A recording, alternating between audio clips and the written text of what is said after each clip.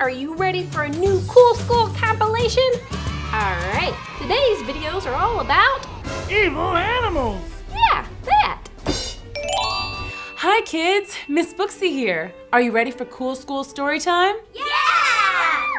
Maybe you'd rather eat some delicious vegetables or eat some chicken liver. Did you know liver is very good for you? Yeah! Story! Oh? Okay then. This story is The Three Little Pigs. All right, here we go. So, once upon a time, there were three little pigs who lived at home with their mother. The time came when the pigs weren't so little anymore, and their mom decided to buy a condo and move to Florida, where she could play pig knuckle with their friends by the pool. She told the pigs, "It's time you set out for the real world and find homes of your own. I'll send you a postcard." So off they went. The first pig found a nice location and decided to build his own house. He'd heard of building huts with straw, so he went shopping for some. Target had a huge sale on crazy straws, so he bought all they had and commenced to building. It turned out to be a really neat looking house, although it leaked a lot when it rained, but it was very pretty. The second pig decided he should use sticks to build his house. He bought popsicles in bulk at Costco, and after a 2-day feast of ice pops and a lot of brain freeze, he began his house of sticks. It turned out okay. The walls were thin, but they smelled like fruity popsicles. The third pig was never one to cut corners, and he found a good contractor to build his home. Hiring a contractor and a construction crew was expensive. It took almost all his money, but he wanted a home that would last. The other pigs made fun of him and bragged about how much money they had in their banks. That's right, piggy banks. But the third little pig moved into his new brick house and was quite content. Well, maybe a little lonely. Yep, that night the bad old wolf went out on the prowl looking for a snack. He had seen the little pigs building their houses and thought he'd stop by uninvited. He arrived at the first pig's house. He snarled, Little pig, let me in. The pig called out, "Who is it?" I'm just a nice old lady. I'm lost. Let me in. No, that's a wolf! You sound like a big bad wolf, so not by the hair of my chinny chin chin. Then I'll huff and I'll puff and I'll blow your house down. Go ahead and try. I built it myself, then. The wolf blew down the house with a little huff and puff just like that. Let's watch that on instant replay. And boom goes the dynamite. The little pig hightailed it to his brother's house made of sticks, and that bad old wolf followed him. There was a knock on the door. Little pig, let me in. It's the wolf. No, I'm just here to deliver the mail. La la la, I'm the mailman. He said it's the mailman. It's nighttime. There's no mail. I'm telling you, it's the wolf. Not by the hair of my chinny chin chin. He's gonna huff and puff and blow your house down, man. And he did. The wolf huffed and puffed and he blew the house down, sticks all over the place. The two little pigs motored out as fast as they could. You've never seen two little legs move so fast. And that bad wolf, he followed them right to the third pig's house. Safe inside, the pigs told their brother about the wolf. The doorbell chimed. Ding dong. The third little pig used his security system to check who was outside. Oh, little piggies, don't be rude. Let me in. I don't think so. Not by the hair of my chinny chin chin. Then I'll huff and I'll puff and I'll blow your house down. Gotta say, I've had a pretty good track record so far tonight. I'm 2 for 2, just saying. Very well. Do what you wish. The wolf huffed, and he puffed, and nothing happened. Okay, it was the third house of the night. He could do this. He huffed, and puffed, and still there the house stood. It was very sturdy. The little pig buzzed through the intercom. How are you doing out there? I might have to call the police if you don't leave. The wolf gasped and gulped for air. You gotta wait till I huff and puff and I'll blow your house. The wolf fainted. The The 3 little pigs cheered. Yay! The 3rd pig called the authorities and he had them come and take the wolf away. The first 2 pigs apologized for poking fun at the 3rd little pig, and they offered to pay rent if they could just stay with him for a little while. He told them, "Mi casa es su casa," which in Spanish means, "My house is your house." I think I mentioned that pig is pretty smart. And the 3 little pigs stayed in their big brick house together, and they lived happily ever after and never ever heard from that big bad wolf again. The end. Hey kids, it's time for a brand new episode with the stupendous and his mighty penultimate. In today's episode, Drew and his buddies take a trip to the zoo, but something doesn't smell right. I'm telling you, it's that free-range chicken they're feeding us. Didn't want to discuss the elephant in the room. No, not that kind of stink. Just wait and see. Maybe after the lions and the tigers and the bears. And the monkeys. Can't forget the monkeys. Hey, look! There they are! Aw, look how cute they are! Ah! Oh, never mind. Monkeys are scarier than I remember. That's weird. Monkeys aren't supposed to roar. Yeah, I've never heard of a monkey that roars. Wait a sec. Is that a tiger chirping? Okay, I'm officially freaked out. Guys, I hate to say it, but I'm pretty sure that zebra over there is mooing. Hold up, something's definitely not right here. These animal noises are all mixed up. He was right. Monkeys don't roar, tigers don't chirp, and zebras definitely don't moo. That's just basic nursery rhyme stuff. Someone's making these animals all confused and totally ruining Zoo Day. I better get to the bottom of this. Drew changed into his costume and went to investigate. Suddenly, he noticed a bunch of angry giraffes ramming into each other with their super long necks. That's weird. I'll go see what's up. Way up. Whoa, I can get used to this view. Jerry, I told you this was a bad idea. Mooing zebras, chirping lions, only a matter of time before this zoo is all over the papers. All right, look, relax, all right? So they found a little different. Big whoop. So the giraffes are the one behind this? Never would have guessed that one. Hey, did you hear that? Who goes there? I do.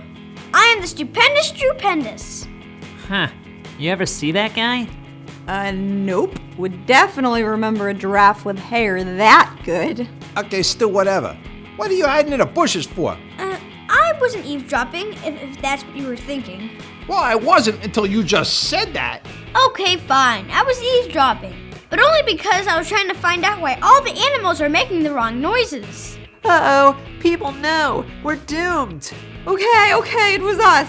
But it was Jerry's idea. All right, listen up here, giraffe boy. We're sick and tired of listening to all the other animals make up their super cool sounds, while us giraffes can't make a sound at all. No, sir. Look. Nada. So we used this cool voice vacuum machine that some girl sold me. She said we could suction up all the other animal noises and keep them for ourselves.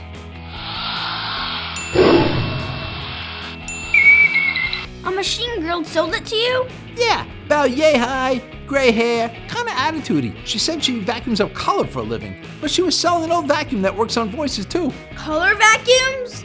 Had to be Grayscale. Yeah, Grace. That was it. Anyway, the plant would have worked just fine until somebody got clumsy and knocked his long neck into the machine. Well, the voices flew back out and landed on the wrong animals.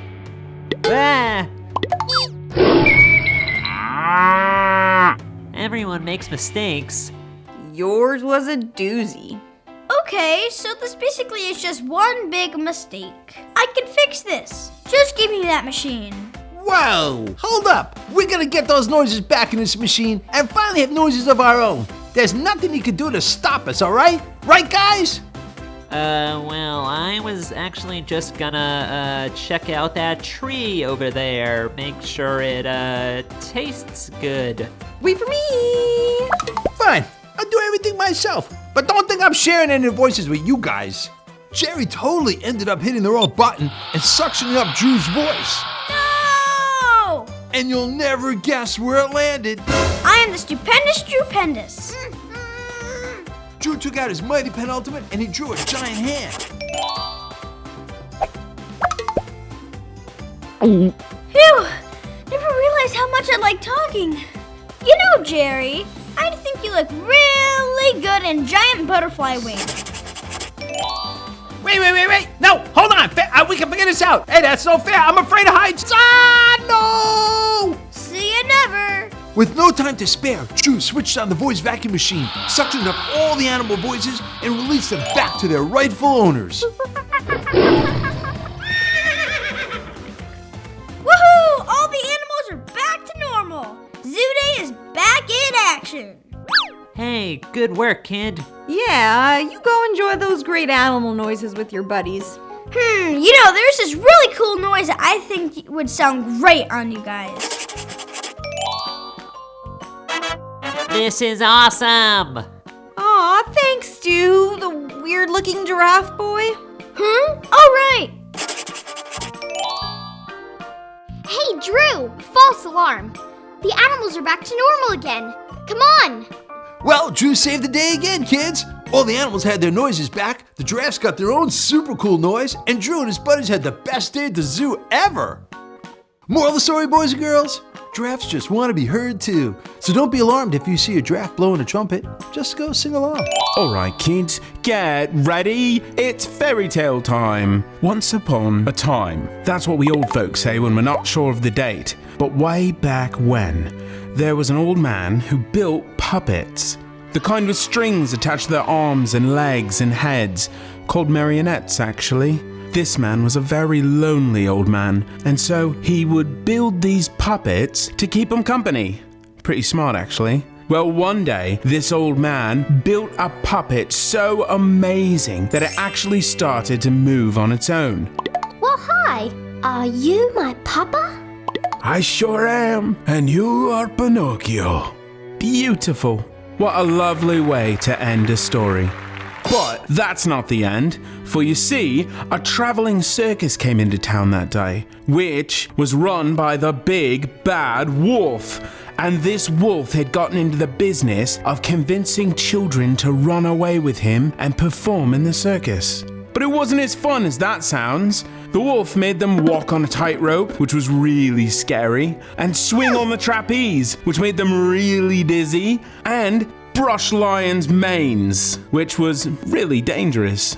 Worst of all, they had to clean up after the elephants when they did their business. Sorry. But Pinocchio didn't know about any of that. He just wanted to see the show. Well, that night, the old man gave Pinocchio some money and asked him to run to the store to buy some milk. Okay, Papa.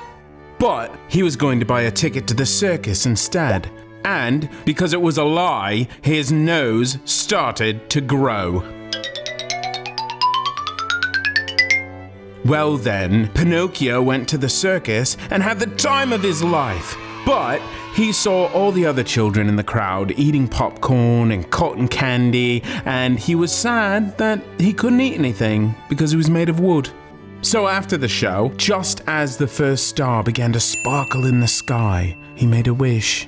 Starlight, star bright, first star I see tonight. I wish I might turn into a real boy tonight. Well, the big bad wolf saw Pinocchio and thought that a wooden boy would be a great circus act. And he can use that giant nose to spin plates on top of. So he put on an old dress from the circus costume trunk and walked over to Pinocchio. So, you want to be a real boy, eh? Wow, you heard my wish? Are you my fairy godmother? I sure am. To be a real boy, all you have to do is run away from home and join the circus. But Pinocchio didn't feel so good about that. He would miss his papa too much, and he knew his papa would miss him. In fact, the old man was probably wondering why he was taking so long to get that milk. I'm so thirsty. And besides, this fairy godmother looked a little odd. Why are your hands so fuzzy? And why are your ears so big? And why are your teeth so sharp? Wait a second. You're the big bad wolf, aren't you? Are you okay? What took so long? And then Pinocchio made the first real boy decision of his entire life. He told the truth. I used the money to go to the circus. The big bad wolf tried to get me to run away, but I just couldn't leave you. I'm sorry, Papa. It's okay, Pinocchio. I am disappointed, but you did the right thing. You came back and you told the truth, and you said you were sorry. And because Pinocchio did that, his wooden nose went back to normal size, and then it turned into a real nose. And his wooden head, it turned into a real head. And he turned into a real boy. The old man was so happy, and they decided to celebrate. And they would have had cookies, but they were still out of milk. So they ate popcorn and cotton candy instead. Delicious.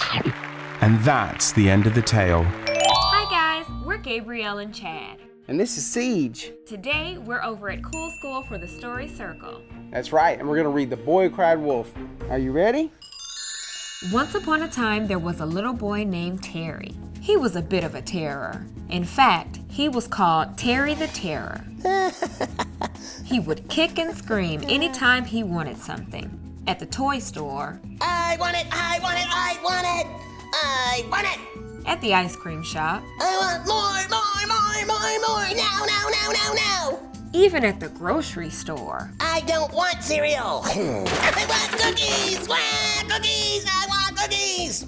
And with everything he could have ever wanted at his fingertips, he was a pretty bored boy at that. Bored. Bored boys often get into trouble, and boy did Terry get into trouble. He would take cupcakes from the baker's window. He would let the chickens loose from old Mr. O'Brien's chicken farm. And worst of all, he would run up behind old Mr. Hackle and scream, which didn't matter much because Mr. Hackle couldn't hear too well. Luckily for Terry, the townspeople were very patient people. The baker learned to make one extra cupcake every morning so that she wouldn't be short for the customers. Mr. O'Brien trained his chickens to come to his call so that if they got loose, they would come back. And Mr. Hackle still made Terry help him across the street. Life went on as usual, and as usual, Terry got bored. One day when he went out into the woods tearing leaves off trees and splashing in mud, Terry came up with an idea. Hey, I have an idea. It's genius! Everyone will totally flip out, and I will laugh so hard. Oh, this is gonna be great. The next morning, when everyone was getting ready for Terry to come tearing through town, he didn't show up. The baker said, That's weird. I have one extra cupcake today. The farmer called for his chickens, but they were already there, staring at him. Mr. Hackle just stood by the corner waiting.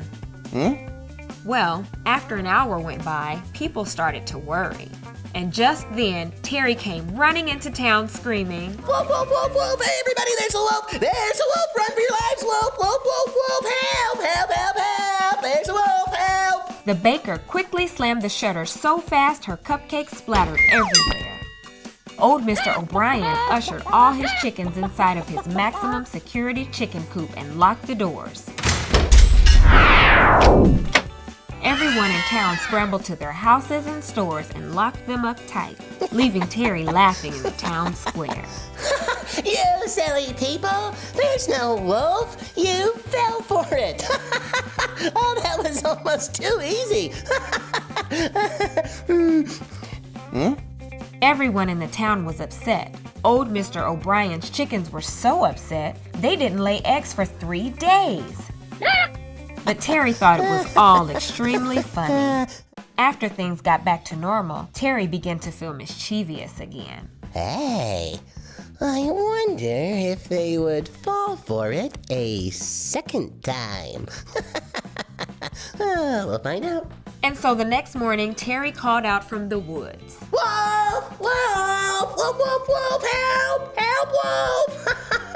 I mean, help! The baker and old Mr. O'Brien squinted their eyes and looked off into the woods. And just then, Terry came limping out of the woods with his shirt torn and dirt all over his face. He was really going for a Daytime Emmy Award this time. Everyone began to panic because this time it had to be real. The baker slammed her cupcakes in the window. Old Man O'Brien cooped up his chickens. And everyone ran inside. Everyone except Terry, and well, except for Mr. Hackle, but that's just because he couldn't hear all the fuss. Oh, you fools, you silly, silly people. There's no wolf. You fell for it again. Twice. That's 2. Toot it up at me, you.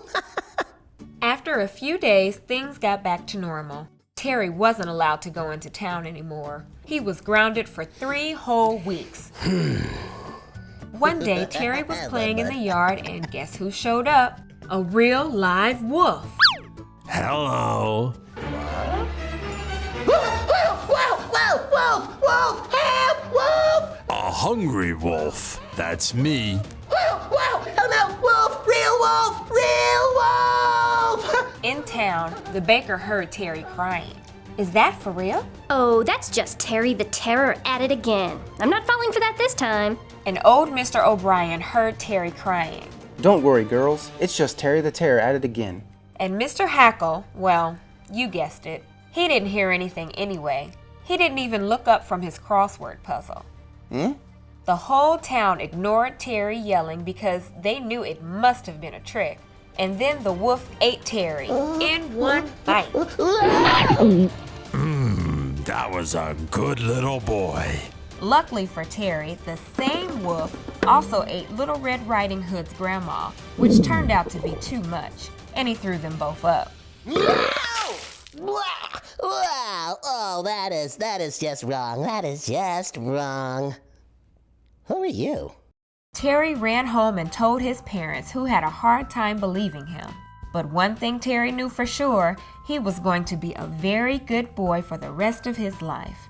The moral of the story is, don't trick people, especially when it comes to safety.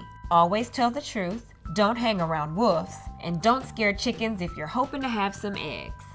The end. Hi kids, it's story time at Cool School with me, Miss Booksy. Are you ready for chapter 2 of the Jungle Book? I sure am. In the first chapter, which we decided to call chapter 1, we met all the animals of the Seonee Hills, and of course, little Mowgli. Okay, get ready. Let's see what happens in chapter 2. Here we are. Baby Mowgli grew up to be a big, strong kid. Wow, I am strong. Hey again! Mowgli learned the ways of the jungle from her teacher, Baloo. I learned how to pounce and how to fetch honey.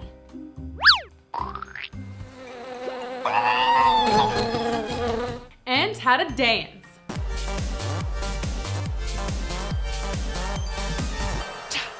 One of Mowgli's favorite things to do was make other animal sounds. She liked to show off for Baloo and Bagheera. I learned a snake sound, a parrot, squawk! Polly wants a cracker! Squawk! Really? Polly want a cracker? And a bear. Roar! Hey, I don't sound like that. You do when I pull your tail. You never pulled my... See, I know all kinds of things, like how monkeys talk, and how they eat their lice. Suddenly, Bagheera got very serious. How do you know so much about the monkeys? They showed me. Uh-oh, that was a mistake. Mowgli knew she wasn't supposed to play with monkeys. Baloo had told her so, but he hadn't said why she couldn't play with them, so naturally that made her so curious that she wanted nothing more than to play with them. It's okay, Bagheera, they were fun, and they said I could be their leader. The monkeys don't have leaders. They're tricking you. Nuh-uh, they were nice. Mowgli, you are still young. We've lived in the jungle a long time and we know what's best. See, the thing with the monkeys is, they were just too silly. These monkeys in the Seonee jungle were totally bananas. B-A-N-A-N-A-S. They spent all day jumping around in the trees, causing a ruckus. They dropped things from way up high, making a huge mess and sometimes bonking innocent animals on the head. You must never talk to the monkeys again, Mowgli. They are bad news. See what I mean? All right, time for your nap. Okay. Bad timing, though. The monkeys were not too happy with what they had heard. What's so bad about us? Come on, we're not so bad. Let's teach them a lesson. What's a lesson? I don't know. Let's take Mowgli and play with her. Yeah. The monkeys swooped down and snatched up Mowgli. I think they call this kidnapping, because she's a kid and she's napping. The monkeys all hooted and howled. They weren't smart enough to be quiet, and their crazy chitter-chatter woke Bagheera. Are we allowed to do this? Probably not, but we'll bring her back. Maybe. The monkeys all hooted and howled even louder than the last time they hooted and howled. Uh-oh, the big kitty cat sees us. Let's get out of here. And up into the trees they went, taking Mowgli with them. She woke up and realized where she was. And who she was with. But down on the ground, Bagheera and Baloo were on a mission. We must save Mowgli. Hi kids, Miss Booksy here at Cool School. It's finally time to jump into chapter 3 of the Jungle Book. Yay! At the end of chapter 2, Mowgli had just been snatched up by the monkeys. I wonder what'll happen next. Let's find out. The Jungle Book chapter 3. There's Mowgli, still being carried by the hooting and howling monkeys. Help! Then Mowgli saw her friend Chil. He's a type of bird, called a kite. Mowgli, what are you doing with the monkeys? Baloo is gonna be so mad. Help me, Chil! Oh wait, I should switch to your language so the monkeys don't understand. Okay, just whistle and that'll sound like bird talk. That meant, Chil, help! The monkeys snatched me! I need help! And Chil said, oh snap, what can I do? Mowgli said, follow us, then tell Baloo and Bagheera where they've taken me. And Chil said, you got it, dude. Good thing Baloo taught Mowgli all the languages of the jungle. Speaking of Baloo, he and Bagheera were planning their rescue mission. Baloo thought they should wear ninja costumes and try some kung fu. Hi-ya! But Bagheera pointed out that was really more of a panda bear thing. Then Bagheera said maybe they could set up a banana trap, gather all the bananas in the jungle to lure the monkeys away from Mowgli, then pounce. But the bananas were way up in the trees. It would take way too long for a bear and panther to climb around picking bananas. Finally, they settled on Kaa. Who's Kaa, you ask? Kaa was a snake. Oh, but don't worry, she won't bite. Kaa was the one creature who could really scare the monkeys straight. They were terrified of snakes, yet the monkeys were always chattering about how silly Kaa was, how yucky it was when she molted her skin, which means her skin falls off. Don't ask. The monkeys also teased her for not having any arms or legs or hair. So off Baloo and Bagheera went to Kaa. Hello, did you bring me a snack? A nice mouse or a mole or a smoothie? Maybe a mouse smoothie. That would be great. No, but I could go get some honey if you want. No thanks. We've come to tell you that the monkeys are up to something awful. Ugh, the bandar. That's the Hindi word for monkeys. What are they up to this time? Well, they've taken our human cub, Mowgli. Yes, Mowgli. I've heard of her.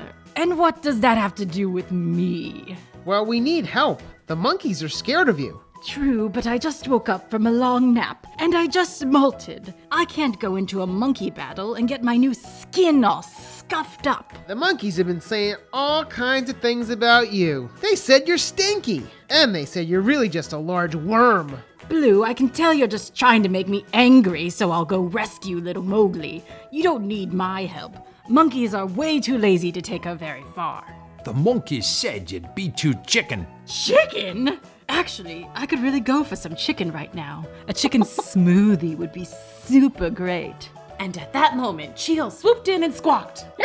Ooh, now that's a chicken. Don't look at me like I'm a snack. Relax. I much prefer a nice juicy mouse. Ew, gross. Anyway, I came to tell Baloo and Bagheera that the monkeys have taken Mowgli to Monkey City. Not the Monkey City! Oh no, kids! The Monkey City was very far away, and that meant the monkeys were serious about keeping Mowgli. They usually got bored and forgot all their silly plans, but if they took her all the way to their faraway city, then they must mean business. Monkey business. Good thing for Mowgli, monkey business isn't all bad. At first it was kind of fun. The monkey city had once been a human village with people houses and people stuff. So the monkeys liked to pretend they were humans whenever they were there. They put on clothes, pretended to read books, and said things like, "Ugh, I need a vacation." I didn't know anything about being a person, even though I am one, but it seemed like fun. They even held a celebration in my honor. Let us sing a song for our new leader, Mowgli. Their singing was terrible, so let's just skip over that part. Oh, you want to hear it? Okay, but I warned you.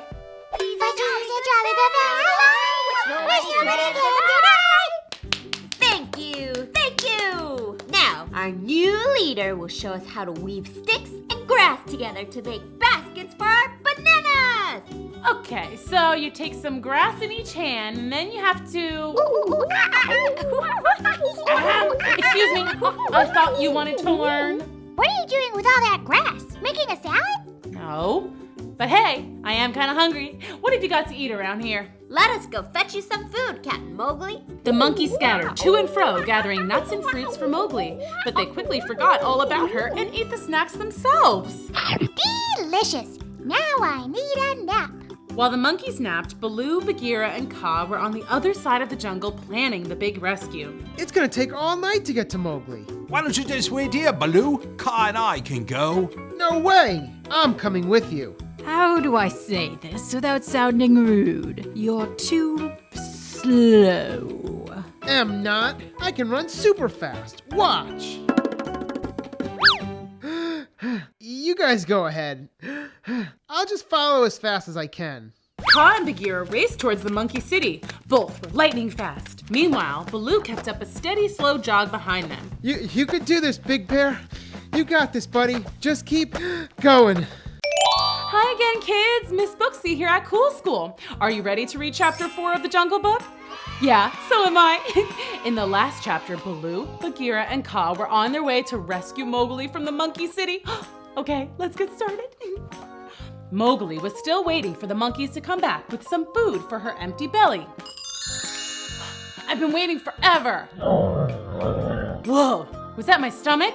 Pardon me. Oh, I wonder what's taking those monkeys so long. Which monkeys? You said you were getting me something to eat. Us? Looks like we're all out of food. Sorry. But I'm starving. OMG, what was that? My stomach. I think I'm just gonna go home. I need dinner. Why would you do that? You're so happy here. Yeah, you love it. See how happy you are? I'm not though. You're just saying that. You're laughing, see? Stop! I'm ticklish. We're having so much fun. We're so happy. No, we're not. I'm just tired and hungry. Sheesh, sounds like you're very hungry. That wasn't my stomach. Huh? Oh, Bagheera! Oh, thank goodness. Where's Baloo? Are you alone? Hey, there's just one panther and all of us. Let's get him. All the monkeys pounced on Bagheera, shrieking and laughing, jumping on his head, poking his nose, and just doing all sorts of annoying stuff. Just when Mowgli thought maybe the monkeys were going to win, she heard a loud roar. Baloo! Better late than never. Baloo jumped into the fray, tossing laughing monkeys out one by one. But they climbed all over Baloo, covering his eyes and tickling him and causing him to squirm like he was dancing. Hey, you're a good dancer. I'm not dancing. Stop, I can't see. Come on, guys. The monkeys are winning. Yay, we're the best ticklers. Ow! Oh, I hope they win this monkey fight soon. Finally, Kaa appeared. She had insisted that she come from behind for a dramatic sneak attack. Oh, remember that I had told you that Kaa was not a snake who bites? Well, Kaa was a snake who butts. She coils, then strikes, headbutting her target with python force. Like that. Ah! It's Kaa! Scatter! And just like that, all the monkeys shrieked and scrambled to hide in the shadows. Why don't we just start with Kaa? Yeah, you go in first next time. There won't be a next time, will there, monkeys? No, Kaa. If you mess with Mowgli, you're messing with me. Understood? Yes, Kaa. Sorry, Kaa. Yeah, we win and you lose. That's enough, Mowgli. Now say thank you to Kaa. Thank you, Miss Ka. You're a fine snake. I like that thing you do when you fly and headbutt stuff. Maybe I'll teach you sometime. Yeah. Be a good little human cub, Mowgli. Baloo and Bagheera care so much about you. Okay, I will, Ka. All right, time for dinner. See ya. Yes, let's eat too. I'm starved. You don't want what Kaa's having. Trust me. Definitely not. Let's go home. And the three walked back to their part of the jungle, tired but happy to be together again. But hold on, kids. Oh no, is that Shere Khan? It's time for a brand new adventure with the stupendous Trupendous and his mighty penultimate. Get ready for a very exciting episode because today Drew's coming face to face with some big, brown, hairy. Well, you'll see. It was the annual picnic day at Cool School, and that meant Drew and his buddies get to eat and play in the great outdoors. What a perfect day for a picnic! And always a perfect day for a salami, peanut butter, and jelly Swiss cheese macaroni sandwich. That's Drew's cousin Robbie, but everybody calls him Rolly because, well, he kind of rolls around. Go easy there, Rolly. Gotta save some room for dessert. Oh, I've always got room for dessert. Hey, you gonna eat those? Rolly? I'm pretty sure the French invented the word picnic because they used to pick at their food. Really? Is that true? I don't know. Sounds true. Sorry, I'm just really hungry. I haven't eaten since breakfast. Hey, you know what's really good at picnics? Fish tacos. Rolly, not in front of the fish. Not cool, man. Sorry, Finn. He didn't mean anything by it. No worries. Hey, you see that really cute fish in that pond over there? You think I can go over and say hi? She seems friendly. Do you think she'd like me? Does my breath smell? I wonder if she'd think... Here we go again. Drew carried Finn over to the pond. Picnics are all about making new friends. Have fun. But you'll never believe this, kids. When Drew returned to his friends, a very strange thing happened. What is going on here? Rolly, Ella, where are all my friends? Drew's friends had suddenly disappeared. Or should I say, disappeared, only to be replaced by a gang of super scary looking bears. Drew could barely contain himself. Wait a sec. Rolly, is that you? Why is everybody a bear? If this is some kind of prank, you are not getting dessert today. Suddenly, Drew heard a familiar voice coming from the pond. Wow, I've never seen a bear up close before. You're really big and scary. Are all bears big and scary? What's that? A gummy bear, you say? I love gummy bears. Don't mind if I do. This big, scary bear was using some kind of magical gummy bears to transform Drew's friends into real-life bears. Oh no! If he isn't stopped, the whole world will be turned into bears. Drew whipped out his mighty penultimate, drew himself a pair of supersonic sneakers, and rocketed over to the pond at lightning speed. But it was too late. Finn had already transformed into a little hairy bear, just like all the others, only a little less scary. Roar, roar, roar, roar, roar! Now, Drew found himself face to face with the super scary bear, who was turning all his friends into other super scary bears. Roar! You can't scare me. Playtime's over. Double roar! Well, I know bears love sweet honey, so they must really hate super salty salt. So Drew sketched an awesome high-power salt launcher and started blasting salty pretzels right at the big scary bear. But turns out bears aren't actually all that scared of salt. Oh no, kids! Has Drew finally been defeated by a bad guy? Oh no, you don't. Okay, you like salt, but you love honey. Drew quickly sketched a giant super delicious bucket of honey to distract the bear and lure him away from Finn. Hey bear, don't you want some sweet gooey honey? Sure enough, the bear walked right into Drew's honey trap and dug his paws straight into the bucket. But little did he know, Drew had actually filled it with super glue. Ha, who's the scary one now? The name's Barry. Could you possibly help me with this bucket? You can talk? Well, yeah! We just do that whole roaring thing to make everyone think we're scary. It's how we protect ourselves. We're really just a bunch of big fuzzy softies. Well, then why are you turning all my friends into bears? You see, it's hibernation season. And frankly, I've never been a good sleeper. And I have no buddies to play with while my friends are off schluffing away. I just want some friends. But y'all think bears are big and scary. So I know you'd just run away. That whole Goldilocks story really did it in for us, even though we even shared our porridge with her. Nobody remembers that part.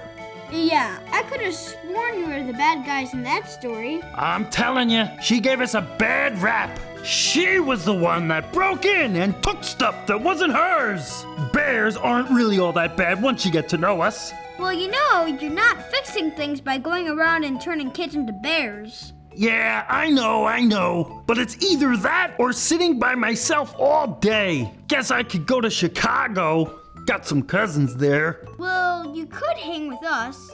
Picnic day's not over yet, and we haven't even started our Frisbee showdown. Oh, baby, I love Frisbee. Well, we've never had a bear in the game. This might be the most epic Frisbee showdown in cool school history. But first, you gotta turn my friends back into humans.